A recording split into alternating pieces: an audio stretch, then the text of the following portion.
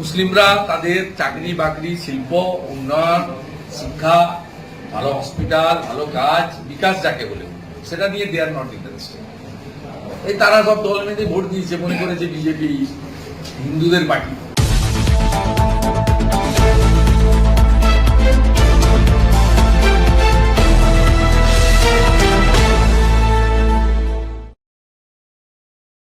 সংখ্যার বিচারে পশ্চিমবঙ্গে বা ভারতবর্ষে দুটোতেই আমরা যে আশা করেছিলাম সেই সংখ্যা পাইনি। আমরা আশা করেছিলাম বিজেপি নিজেই 350 কাছাকাছি যাবে এবং এনডিএ মিলিয়ে 400 কাছাকাছি। আর পশ্চিমবঙ্গে আমরা গরিষ্ঠ সংখ্যক আসন পাবো, মানে 21-এর বেশি পাবো। সংখ্যাটা না বললেও আমরা বারে বারেই বলেছি যে, আমি নিজে বলেছি, আমাদের বেশি রাজ্য সভাপতি বলেছে যে আমাদের সিট ওদের থেকে একটা হলেও বেশি থাকবে। আমরা 12-তে আটকে গেছি, এটা 22 হলে খুশি হতাম। কিন্তু এই আশানুরূপ ফল না হওয়ার কারণ হিসেবে আপনি কি দেখছেন? কেন এরকম আশানুরূপ ফল না হওয়ার কারণ হচ্ছে মুসলিম ভোটের 100 জনের মধ্যে 92 জন তারা মমতা ব্যানার্জিকে ভোট দিয়েছে। শুধুমাত্র ভয় দেখি, মানে অ্যাপিজমেন্ট, আমি তোমাদের লোক, যা তোমাদের লোক, আমি তোমাদের ধর্ম, জাত, সম্প্রদায়। মুসলিমরা তাদের চাকরি বাকরি, শিল্প, উন্নয়ন, শিক্ষা, ভালো হসপিটাল, ভালো কাজ, বিকাশ যাকে বলে সেটা নিয়ে দে আর নট ইন্টারেস্টেড। এই তারা সব দল মেনে ভোট দিয়েছে, মনে করেছে বিজেপি হিন্দুদের পার্টি। মোদীজির সব স্কিমের বেনিফিট সকলে পায়, আমরা হিন্দু মুসলমান থেকে পাই না। এটা একটা কারণ। না দ্বিতীয় হচ্ছে ভোটের ঠিক আগে লক্ষ্মী ভান্ডারের টাকাটা ডবল করেছে, করে সেটা করতেই পারে সরকার, যদিও আমাদের আপত্তি করার সুযোগ ছিল, আমরা করিনি। ইলেকশনের সময় মানে নোটিফিকেশনের পরে বেনিফিশিয়ারির সংখ্যাও বাড়ানো যায় না, বেনিফিটও আমরা করিনি। আমরা চাই মানুষকে, পশ্চিমবাংলার লোকের তো অর্থনৈতিকভাবে দুর্বল, তা যে সরকার যেভাবেই পারে সাহায্য করবে। এবং আমরা আশা করেছিলাম যে লক্ষ্মীর ভান্ডারের সাথে সাথে শিক্ষিত ছেলে পেলেদের কাজের কথাটাও সবাই ভাববে। তো অনেকেই চাকরি চান না, লক্ষ্মী ভান্ডারে সন্তুষ্ট হতে চাইছেন, চাইবেন না, কোনো অসুবিধা নেই। আর ভয় দেখিয়েছে, বলেছে লক্ষ্মীর ভান্ডার বন্ধ করে দেবো আমরা, মানে তৃণমূল সরকার ওদের হাতে, এটা দিল্লির ভোট, হারুক আর জিতুক মমতা ব্যানার্জি মুখ্যমন্ত্রী থাকবে। আমরা সাগরদিঘিতে হেরে গেছিলাম, আমরা 6 মাস বন্ধ করে রেখেছিলাম, ওদের এমএলএ কে বাধ্য করেছি আমাদের দলে আসতে, তারপর চালু করেছি। এখানেও তোমরা কোন কোন বুথে দিচ্ছ না আমরা দেখবো, সেই সেই বুথে আমরা তোমাদের এই বেনিফিট বন্ধ করব। কারণ এখানকার বিডিও, ডিএম, এসডিও বা সিভিল অ্যাডমিনিস্ট্রেশন, পঞ্চায়েত অ্যাডমিনিস্ট্রেশন সবটাই তো পলিটিক্যাল। এখানে সরকার আর দল তো আলাদা বলে কিছু নেই পশ্চিমবঙ্গে। স্বাভাবিকভাবে এইসব ভয় ভীতি দেখিয়ে করেছে। তারপরে বুথ সুরক্ষিত থাকলে কি হবে? গ্রামগুলো সুরক্ষিত ছিল না, ভয় দেখানো হয়েছে রীতিমতো। নইলে একটা চিটিংবাজ চোর, একটা কয়লা চোর, এস্টাবলিশ চোর, সেই রকম 7.5 লাখ ভোটে জিততে পারে।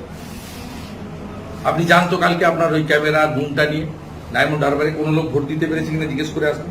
কলতাতে, ডায়মন্ড হারবারে, বজবজে, মহেশতলাতে, সাতগেছিয়াতে, বিষ্ণুপুর, একটা লোক তো ভোট দিতে দিয়েছে। তাহলে কি কেন্দ্রীয় বাহিনী থাকা সত্ত্বেও কেন্দ্রীয় বাহিনী, আপনাদের বারবার বলি, কেন্দ্রীয় বাহিনী control by the state police. কিউআরটিতে এএসআই আছে একজন করে। আপনি যখন কিউআরটির অফিসারকে বলছেন যে মুখ গ্রামে গন্ডগোল হয়েছে, প্লিজ আসুন, তখন ওই গ্রামে যাওয়ার 3টে রাস্তা আছে।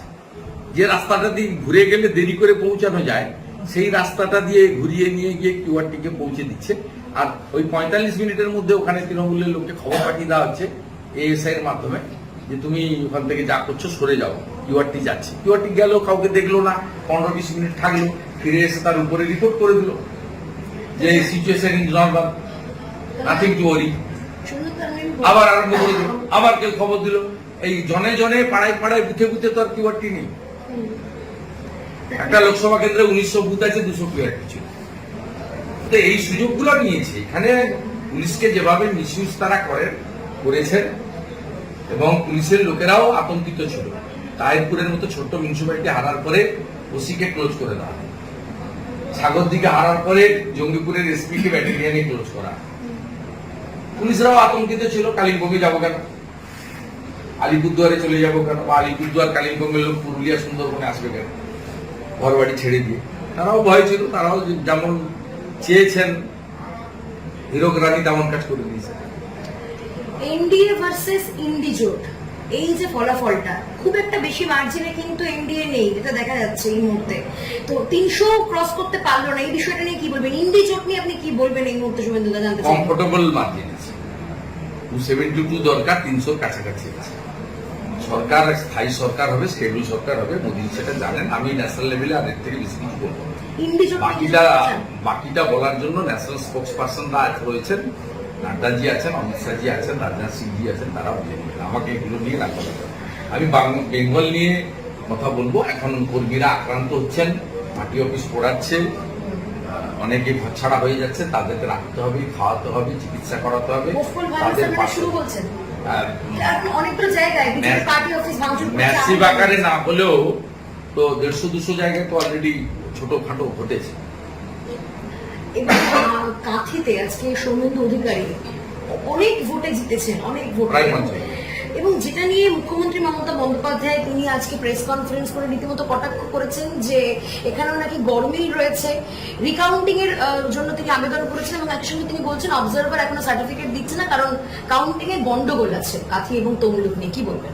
ও হিংসা থেকে করছে, নন্দীগ্রামে হেরেছে, জ্বালা যন্ত্রণা থেকে করছে। আর আমাকে না পাচ্ছে আত্মসমর্পণ করাতে, না পাচ্ছে জেলে ভরতে, না পাচ্ছে ভোটে হারাতে। আজকেও নন্দীগ্রাম থেকে অভিজিৎ গাঙ্গুলির কয়েক হাজার লিড আছে। নিজে ভাঙা রেকর্ডটা গোটা রাজ্যে বাজান। আজকে তো নন্দীগ্রামের লোক আবার পদ্মফুলের ভোট দিয়ে কয়েক হাজার ভোটে লিড করিয়ে দিয়েছে অভিজিৎ গাঙ্গুলি। নন্দীগ্রামে কে জিতেছিল, জনগণ কার সঙ্গে আছে, পূর্ব মেদিনীপুরের জনগণ কার সঙ্গে আছে, তা আবার প্রমাণ হয়ে গেল। দুটো আসনেই কমফোর্টেবল, একটা 5,00,000, একটা 62,000 ভোটে আমরা জিতেছি। এবং 100-র মতো বিধানসভায় রাজ্যে লিড আছে। আমরা এমন কাজ করব যাতে 150 টপকে যায় বিধানসভার। এই 100টা লিড ধরে রেখে মমতা ব্যানার্জিকে জানিয়ে দিই তার বাড়ির আশেপাশে সিটে বিজেপি লিড করেছে, শ্যামপুকুরে লিড করেছে, জোড়াসাঁকোতে লিড করেছে, মানিকতলায় লিড করেছে। সুন্দর। অধীর রঞ্জন চৌধুরী হারের বিষয়ে আপনার প্রতিক্রিয়া? অধীর রঞ্জন চৌধুরী বনাম ইউসুফ পাঠান। না, আমার সঙ্গে উনি আমাদের বিরোধী দলের প্রার্থী, ওনার পরাজয় আমি চেয়েছিলাম, তবে ইউসুফ পাঠানের জয় আমি চাইনি, ডাক্তার নির্মল শাহ জয় চেয়েছিলাম। তো উনার হার জিত নিয়ে আমার কোনো আবাহনও নেই, বিসর্জনও নেই। এটা যখন ইন্ডির মিটিং হবে তখন মল্লিকার্জুন খাড়গে, সীতারাম ইয়েচুরি আর মমতা ব্যানার্জি তারা আলোচনা করতে পারেন। অজিত চৌধুরী, মোহাম্মদ সেলিম চাইলে পিটিশন করতে পারেন তার নেতাদের, যেটা ইন্ডি জোটের আলোচ্য সূচিতে রেখে ময়না তদন্ত করা হচ্ছে। এখানে বিজেপির কোনো রোল নেই। শেষ প্রশ্ন, বিজেপির যাত্রা কি আগামীকাল থেকে নতুন ভাবে শুরু হবে? বিজেপির নতুন যাত্রা না, continuous process. BJP cadre base party, আমাদের সব অফিস খোলা, সবাই অ্যাক্টিভ, সবাই ফোন ধরছে, সবাই রেসপন্স করছে। সাংবাদিকদের সামনে আমরা মোটামুটি রেজাল্ট ফাইনাল হওয়ার পরে বেরিয়েছে, আপনাদের সামনে বলেওছি। ফেস করতে আমরা জানি, মমতা ব্যানার্জির মতো ঘরে ঢুকে যাই না। মমতা ব্যানার্জি 2004 সালে একটা সিট জেতার পরে ঘরে ঢুকে গেছিল, প্রেস কনফারেন্স করেনি। 2006 সালে 29টা আসন পাওয়ার পরে ঘরে ঢুকে গেছিল, প্রেস কনফারেন্স করেনি। 2001 সালে হয় এবার 9 এবার ঘরে ঢুকে গেছিল, প্রেস কনফারেন্স করেনি। মমতা ব্যানার্জির সঙ্গে বিজেপির তফাৎ আছে। আমরা যে কোনো পরিস্থিতিতে লড়তে জানি। 39% ভোটার আমাদের ভোট দিয়েছে, যেটা 21-এর থেকে 1% বেশি। 100-র মতো বিধানসভা কেন্দ্রে আমাদের লিড আছে এবং ক্রোড়স অফ ভোটার পশ্চিমবঙ্গে তারা বিজেপির উপর আস্থা রেখেছেন। আমাদের দায়িত্ব তাদের সম্মান, মর্যাদা, আশা, প্রত্যাশা লড়াই সংগ্রামের মধ্য দিয়ে পূরণ করা। ঠিক আছে।